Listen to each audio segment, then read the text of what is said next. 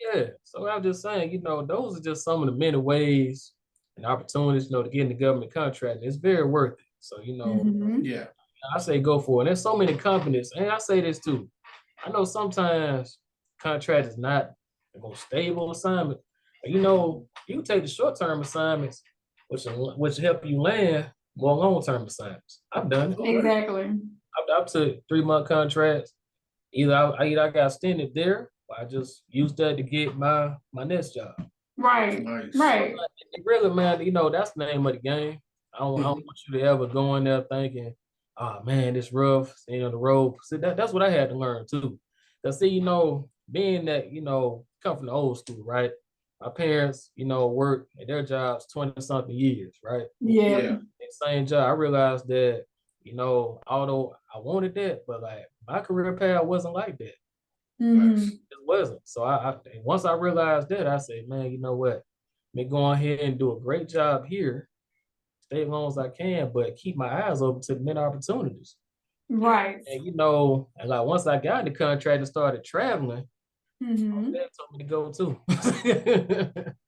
Yeah, sometimes other jobs offer better benefits or better incentives. They really do. And it's been times too, like a lot of jobs that came and snatched me up from places where I was. Wow. It's like, they heard about me, they saw my LinkedIn profile, and they said, hey, won't you come work for us? Okay. It's been times like I didn't even think I was ready, but I took that leap of faith and it worked. That's right. Yeah. Just like we huge on that. Just like my last travel gig when I went to Alaska, man. So like I'm telling you, like I was so happy teaching. I didn't want to leave the school, to believe it or not. But May of last year, when my contract wasn't renewed there, I'm just like, dang, what happened? All of a sudden I'm just not here no more. And I was a little down about it, but the very next week, I got a call from Texas and said, hey man, we got a travel position coming up. You interested? Can you travel? I'm like, shoot, why not? Okay. Right. Right. Oh, man, guess what, man? So my dad came over one day, we was sitting down eating. I told him about it. Boy, I ain't told him about the job really good. He told me, he said, man, when you leaving? Like, go, just go. And I was gonna do it anyway, but that just solidified it. Yeah. That's right. That's good. Because when his dad first found out he was getting into tech, his dad was like, "You're not trying to be a lawyer or a doctor?" Yeah. See, I would say, that would be like the more traditional route. And see, me, I'm the first guy in my family, I think for a person in general, to go this tech route. Really? Everybody else, educators, nurses. Well, you're the first in your family to be military. Matter of fact, my dad was an educator. He was a high school principal. There you go. Really? Yeah. So example, he stayed there 20 years. Oh, you know what I mean? Respect that. Right. We appreciate our principal. I'm sorry, right. He got almost 40 years of education. He was principal for a long time. But yeah, I'm just saying. But yeah. That's what's up. I love it. Yeah. Yeah. We need that. We need that. Yeah, so that kind of sparked my interest to want to teach too because of him. I saw what he was doing, how he respected. So yeah. Nice. But yeah, man. But going this tech route was very different. Yeah. As you grow your skill set along the way, as for me, your confidence just goes through the roof. You realize how good you really are. Yeah. When you're able to start solving more complex problems, you start building apps and everything like that. Yeah. Yep. Yeah. So you like, and people tell you how smart you are.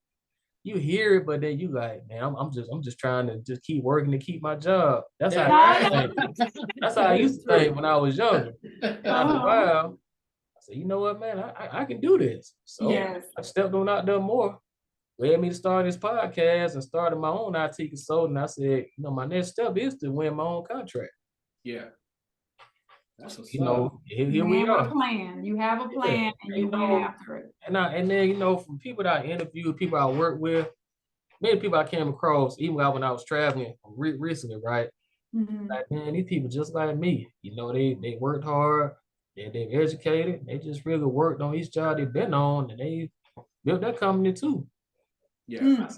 I said, why not? That's true.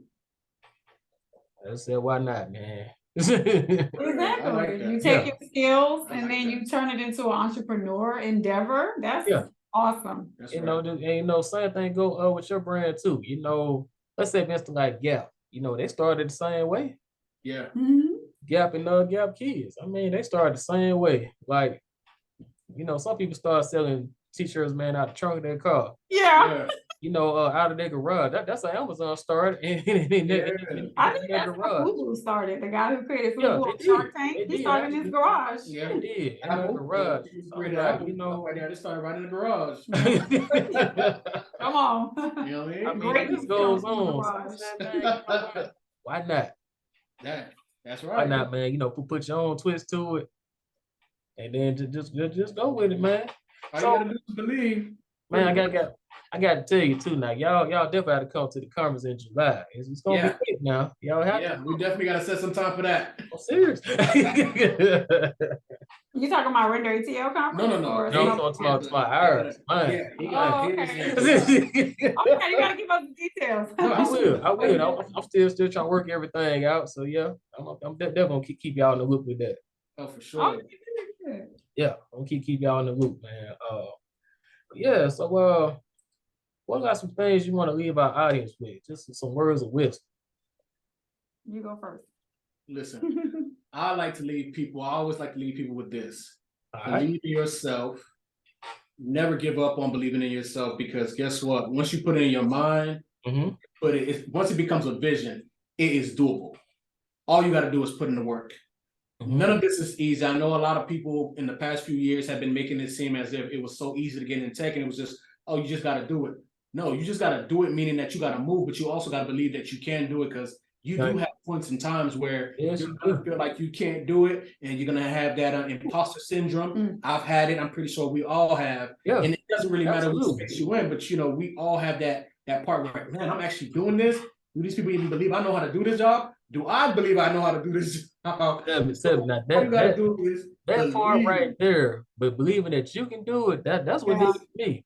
Yes. Once I believe that you know that I can stand out and be the best, that's when things start to grow. Yep, that's right. When you get out of that mode of just trying to just be in that grind, just trying to fit in, or just trying to stay paycheck to paycheck. You say, man, I want to go beyond that. That's when it's gonna happen. You know, it's something had to happen within you to do that though. True. Yes, true. Yeah, you have to decide that for yourself. So, okay, I'm gonna do this. I'm gonna stick with it. Cause there's gonna be times too while you're learning new technology, you may find yourself rushing because you want to hurry and get the new certification. You want to hurry and try to get that job, but you got to go trust the process. You got to go through it. You got to go through the days when nothing clicking right for you. You might not even feel like studying, but you got to do it anyway. Got to do it. But it just like I had those days, man. Back when I was playing ball, the same way. Oh, I had to do it then. That's how I look at this now. Yeah. You know what? I think I take that same type of mentality when I was playing sports too. It's something about having that sports mentality and putting it into something else that you're working on. Yeah. It gives you that, like, I can't be stopped type of mentality. So therefore it's like, man, I'm grinding. I know what's going to be the results if I keep grinding. It doesn't matter if I fail today, if I keep going tomorrow, practicing, doing it again, I'm going to be at. You see, you know what? Find the tech space. The way I think about studying and doing labs, that's like my gym time, pretty much. There you go. You know, of course, I for your mind. Let's say these muscles instead of your shoulders and physical muscles, right? So you know, I mean, that's like you going to the gym, you get in the weight room, you go work on your shot and all that good stuff. You come home, however, you open up books, you get on the computer, you log in and do those little courses, AWS courses or app courses, whatever you're doing. Yeah. And you know, it's not just a straight line process. You got to mess it up a couple times and get it right. To get it right. Yeah, you gotta spend some time with this thing. That's so true. You might get frustrated. You calling people, man, how to do this? And that's another thing. Please try to get a mentor or at least one friend that you can trust. You know to help you. You know, not just help you, but you know, somebody you can talk to. You know, bounce ideas off of. Don't be afraid to ask questions. Oh man, please don't. Don't be afraid. I had to learn that too. Now I had to learn that too. Yep. Yeah. I'm telling you, it's all of us, man. Trust and believe that. I really did, because I was somebody, man. I wanted to just do it myself at one point. I was like, nah, Yeah, they go work. I mean, like I'm only one person. That's Yeah. Facts. Yeah. That's Come facts. on. We all need help. Yeah, I mean, I had to get over there too. That's true. Yeah, I wasn't afraid to, to even be wrong in front of some people. I was like, look, man, I'm just gonna ask. Yeah. Mhm. Got to. Oh yeah, this question for both of y'all, real quick. And you can have lunch with one historical figure. Who would it be? Oh my I goodness. think I'm Somebody in tech or just anybody? Anybody. One historical figure. I know who you probably would. But who? Fred Hampton. Oh my God. Who would it be? You know what? I didn't even think about Fred Hampton, but yes, since he reminded me, Who would it I be? would like to meet Fred Hampton. We have the same birthday. You do. He's Fred Hampton. You know who that is, right? He was on Black Panthers. Oh, okay. So tell me more about it. Yeah. So remember the movie Judas and the Black Messiah? Yeah. So that's about Fred Hampton. He was very influential. He united all ethnicities, Black people, white people, even though he was in the Black Panther. He was uniting gangs and everything. And he was helping to clean up the Black communities. Wow. So, and he has the same birthday as me. So yeah, I would like to meet Fred Hampton. Yeah, that's cool. I'm make sure I'm gonna read up about him. Yeah, Make sure I do it. The only two I really know is like Huey Newton and what's called the other guy? What's his name? Garvey, right? Yeah, I've heard of Yeah. Mark, those are two I really know from the Black Panthers, but mine would be Barack Obama because we got the same birthday, August 4th. Oh, look at that. That's who I would love to meet. Mm-hmm. I thought you probably would have said Michelle. Honestly, I thought a whole lot of women do. Yeah. Uh-huh. I don't do. But what about you, man? Like, who would be that historical figure for you? That's a good question. Historical. Historical. Somebody for history. I can't even put it. I mean, I think history is kind of like a little bit more further down. I think I would more so want to meet somebody who's more recent than anything. Like who? Give us somebody. Like a retired football player? Not a retired football player, but but who's that? I'm trying to remember this guy's name. Jeez, I can't. What industry was he in? He from what I read, seen him, he was a motivational speaker. Who, Les Brown? Not Les Brown. Yes, Les Brown. I will more so talk to him because of his story. Les Brown was that dude. He's a motivational speaker. He's a motivational speaker. He was told back then that he wasn't smart, but come to find out, he spoke to, I believe it was another teacher of his that actually told him, no, you're not. It's not that you're not smart. I guess it was just, they were trying to get him to understand it was just his learning patterns was different from other people to the point where he thought, in his mind, and I guess his parents as well thought he probably was developing a little bit slow. And when it came down to it and they mentally spoke to him, he realized that now he's making more money than he makes $1 million a month. Yeah. Majority of those teachers that were telling him that he would never be anything. Yeah. So sit down and talk to him and, to kind of like build on that confidence and build on that, especially coming from the community that we come from. A lot of people don't realize that sometimes even the teachers aren't motivated or as motivated to kind of motivate the students. They don't see this feature in the students. So therefore they kind of push off this negative narrative of you ain't gonna be nothing other than a burger flipper. Man, I'm real glad you touched on that. I'm telling you, man, and it's very tough. So that's why when you say you teach and we know that you teach, it's like, it's a great thing for kids to see other people like yourself out here doing what some other teachers may not be doing. And, you probably filling in the holes where some other teachers are probably telling these same exact students that you're teaching. Right. You're not going to be protect. Yeah. I've seen that. Honestly, I have seen that. So let me ask you this. What are your thoughts on why some teachers are not actually delivering the effective instruction that our kids need? Unfortunately, I could see it from both ends, but I honestly feel like it could be the income. Yeah, the income. So? Yeah, I had or the neighborhood that they teach in. Yeah, because I was watching a TED talk. Sometimes affects it. It does. Yeah, because if you know you're in a hood neighborhood, and you think that these kids don't care, you're not gonna care as a teacher. True. But if you're in a better neighborhood and the principal is, the whole atmosphere is just different, then you as a teacher, you might. But you know what? I have a few thoughts on that right there about the schools in the lower income neighborhoods. Number one, a lot of those kids, well, none of the kids can control the household where they come from, right? They have no control over it. They just born into that. A lot of them do have the drive to want to learn and want to get better. But why aren't the teacher and administrators actually trying to push their curriculum to get them what they need? Instead of, I don't think they believe in the students. Instead of just ruling them out, why don't they just push it out there? Exactly. True, that's true. The kids are not going to get into whatever they don't see.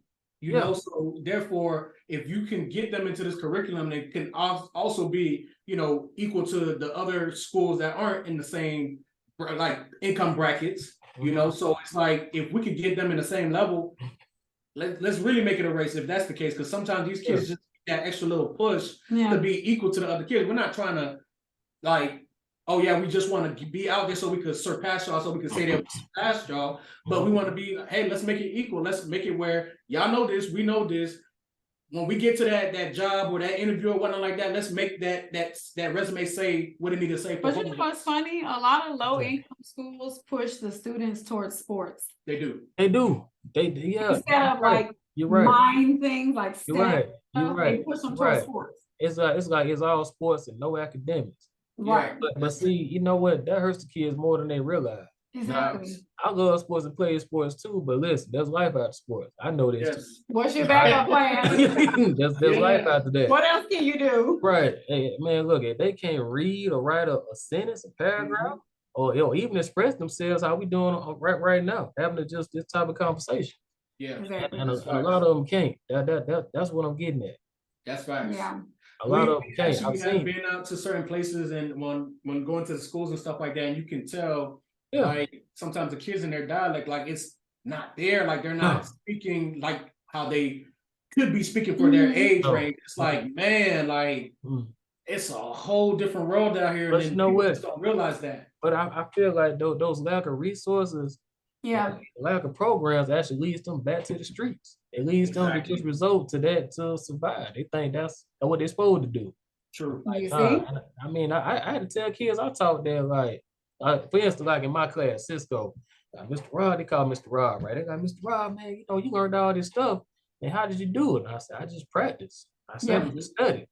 And they looked at me like, I guess they had to be a different kind of person to learn Cisco. I'm like, no, you can do this too, the same way I did it. Be yourself. Yeah, and that's why I constantly told them. I said, but the biggest thing you got to do in this class is try. Yes. I can't accept no effort. I mean, I won't accept it. I won't accept it. Exactly. You have to try. Just try. Yeah. That's true. Yep. So that's easy, right? Just try. That's easy. I don't care how many times you get it wrong. You got to keep trying. But I think like once we got past that, it became fun because I told them at the school, I said, listen, you're gonna be your classroom network. They said, what? What you mean? I said, you're gonna be your classroom network. You're gonna take these cables we prepping right now. You're gonna start crumbling them, testing them, make sure they work. So I brought all the equipment in there. And we gonna hook all these switches and routers up in the back of the room inside this cabinet. Gonna connect everything. Wow, nice. So you gonna configure them. You gonna keep track of it. I put them in teams too. And when I did that, another example, man, they were there all day. Wow. But competition. I'm sure they were proud of their work. Oh, they were. And guess what I told them? I said, listen, a lot of y'all have not ever worked in this field yet. Guess what? Everything you're doing here needs to go on your resume. I show them how to write resumes. Nice. Everything you do in this class needs to go on your resume. Right. That's almost like an internship, right? They're learning. Yeah. Everything you do here needs to go on their resume. Right. It's hands-on experience. But see, I told them, that's how you keep track of what you're learning, you can do this in your other classes.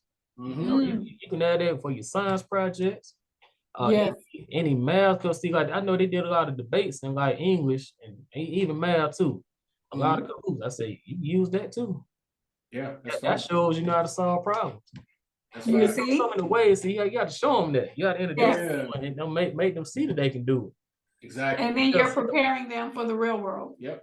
And see, and once they get comfortable with that, instead of people just write them off all the time about what they're not gonna do and where they're gonna end up, nobody has the right to tell those kids that. Exactly. Nobody has the right to tell those kids that because they haven't even lived life beyond school yet. They don't know. Exactly. All they know is school and back home.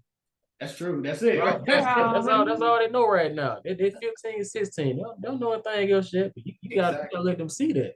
True. Yes. I'm all about the kids. Yeah. So I mean, so just hearing that about how you get involved with these kids, that's what's important. And see what I don't like what I've seen is that the administration, I'm gonna just say this from my experience, the administration has allowed a lot of disruptions to happen. And what I mean by that is that you can have a kid in your room disturbing the class, causing big ruckus. I mean, I had a kid actually throw a desk before. I told them, to leave. I said, nah, you can't stay here. You gotta go. Yeah. They sent that kid right back to the room. See, the problem with that, he knew nothing was gonna happen to him. He knew that. Right. So they're gonna do it again. He knew that leaving. All right. So me trying to handle it the right way. I said, you gotta leave. You gotta go upstairs. Sent him right back to my room. Said, why you sitting up here? I'm like, y'all don't watch the camera, do you? This dude threw the check like he throwing the football. So there's no internal suspension? No, no, he did not get suspended.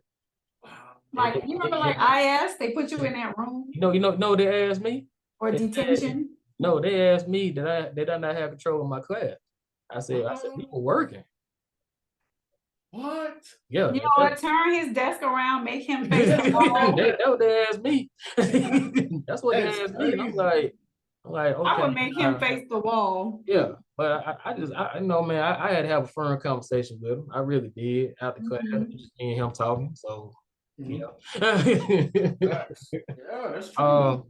After that, but another example too is like in some cases they don't allow the interactive learning to actually continue. Like you start the hands-on stuff, but they will kind of interrupt your class and try to limit what you're doing.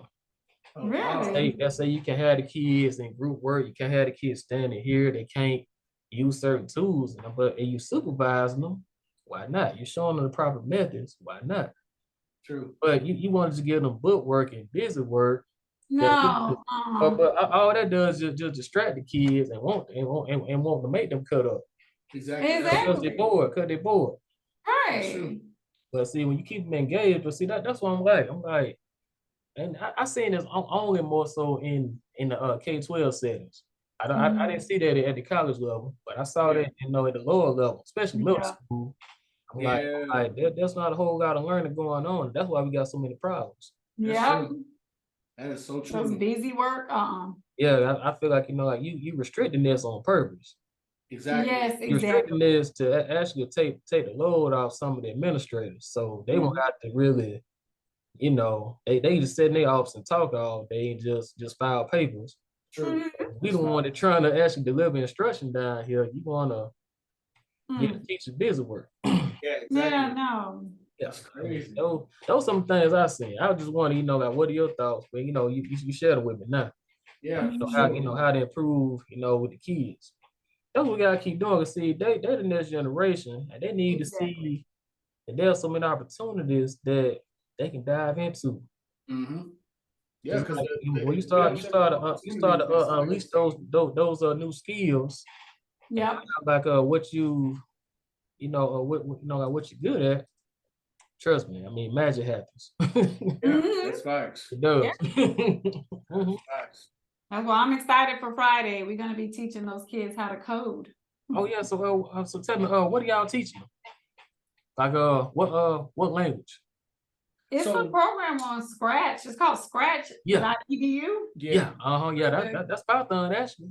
Yeah. So we actually got our kids that's gonna be out there helping us teach the class as well. Girls, they know how to use Scratch. They created a game on Scratch. Yeah. Oh yeah. So we're gonna do that. We're gonna teach the kids that on Friday. So I remember one game in particular. It was tic-tac-toe be down in scratch. Yes. Oh. They Yeah. actually just showed us that someone created or recreated Pac-Man. Oh Y'all yeah, did? Scratch can do a lot. Now see, I never did Pac-Man. Now that's all you need to show me. Oh, for sure, right? Scratch. Oh That's my right. God. I think there's some YouTube videos, tutorials on it too. Oh yeah. Yeah. Man, that's cool, man. So where y'all gonna be when y'all teach? What do you mean by that? What do you mean? What, the school? Yeah.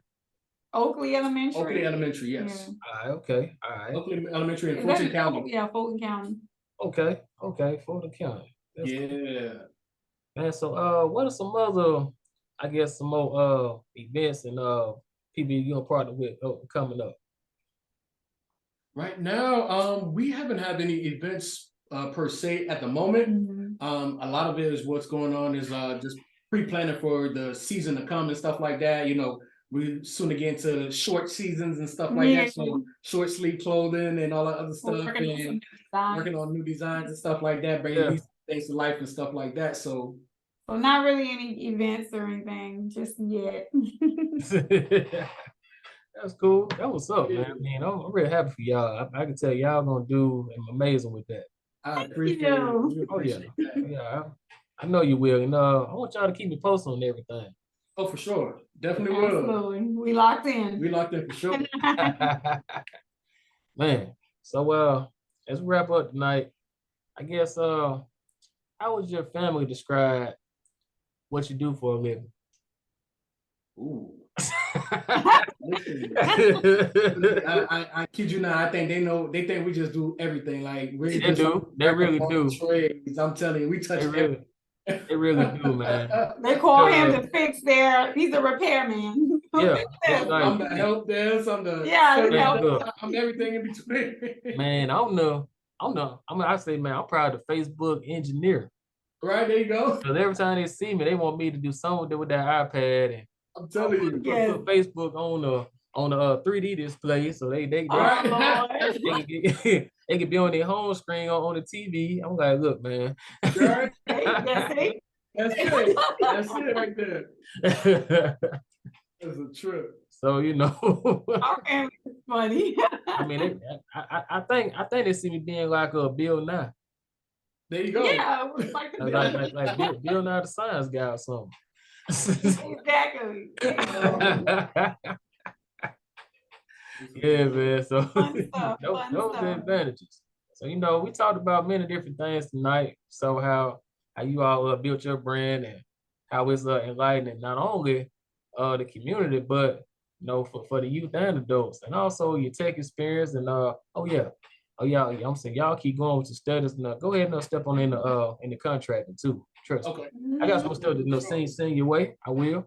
And, we're gonna look into that. Sure. Yeah. But about to wrap it up tonight, y'all. I mean, thanks for checking in with me. But look at your watch again. Thank you, man. Yeah, man, it's been fun. But tell me, what time is it? On our end, it is 9:47 on our end. Well, no, man, it's right now. Oh, yeah. Right now. Right now. I knew you was gonna do that though. I knew you was gonna do that. We gotta do that again. I knew. Let's get it again. Yeah, He's about to tell me the real time. I know he is. It's 8:45. Yeah, right now. It's right now, live on Rite Now Radio. Live on Rite Now Radio. Live on Rite Now Radio. There you go. Let's run it.